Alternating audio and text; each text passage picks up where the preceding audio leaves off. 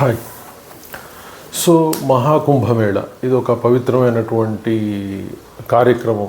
దీనిలోకి వెళ్ళి పుణ్యస్నానాలు చేయటం, సో పుణ్యాన్ని సంపాదించుకోవడం, ఆధ్యాత్మికంగా ఎదగటం అనేది ముఖ్య కార్యక్రమం. మరి ఇక్కడ ఏం జరుగుతూ ఉన్నాయంటే కొన్ని దౌర్భాగ్యమైన కార్యక్రమాలు జరుగుతూ ఉన్నాయి. మరి మనుషుల మనస్థితి ఏ విధంగా ఉంటుందో అర్థం కావట్లేదు. సో మొన్నటికి మొన్న ఏమని చెప్పారు, ఒక ఆవిడ వచ్చేసి అంటే ఒక ఏదో సినిమానా టీవీనో సెలబ్రిటీ వచ్చేసి అక్కడ అర్ధనగ్న దుస్తులతో వీడియో షూట్ చేయించుకోవడం ఒక కాంట్రవర్సీగా మారింది. చాలా తీవ్ర విమర్శలు వచ్చాయి. ఆ తర్వాత చూసేసరికి ఏమైపోయింది అంటే ఏదో ఒక జంట వచ్చేసి అక్కడ చికెన్ వండుకుంటుంటే నాగసాధువులకు తెలిసి అతను వచ్చేసి ఆ టెంటును బీకేయటం, వాళ్ళని తరిమేయటం జరిగింది. అంటే మీరు చికెన్ వండుకోవడానికైతే ప్రయాగ కుంభమేళకు వెళ్ళి చేయాల్సిన అవసరం లేదు.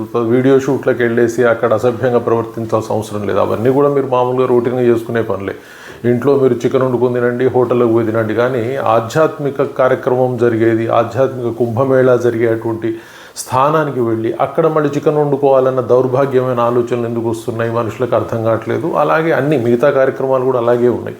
సో అలాగే రిపోర్టింగ్ చేసే కొంతమంది యూట్యూబర్స్ కూడా వెళ్ళి ఆ నాగసాధువుని, ఆ ఘోరాలని విసిగించటం, వాళ్ళు వీళ్ళని కొట్టే స్థాయికి పెరిగిపోవటం అనేది అసలుకి మానసిక స్థితి మనుషులది ఎలా ఉంది అంటే ఏది ఆధ్యాత్మికత, ఏది మామూలుగా ఉండాలి, ఏది పిచ్చివేషాలు వేయాలన్న వాటికి ఆన్సర్లు లేనంత స్థితికి వీళ్ళు పడిపోయి పిచ్చివేషాలు వేయటం ముదిరిపోయింది. మరి ఇది ఎందుకు జరుగుతుంది అనేది వ్యక్తిగతంగా ఆలోచించుకోవాల్సిందే తప్పితే ఇది ఏంటంటే ఎవరు కౌన్సిల్ చేసే అంత పరిస్థితి కూడా లేదు. ఎందుకంటే వీళ్ళు ఎవరు చిన్నపిల్లలు కూడా కాదు. అంటే మరి వీళ్ళ మానసిక స్థితి గురించి అందరూ ఆలోచించాల్సిన అవసరం ఉంది. అందరూ కూడా ఆలోచించుకోవాలి ఎక్కడ ఏం చేయాలి అనేది ఆలోచిస్తే మంచి సమాజానికి. Thank you very much.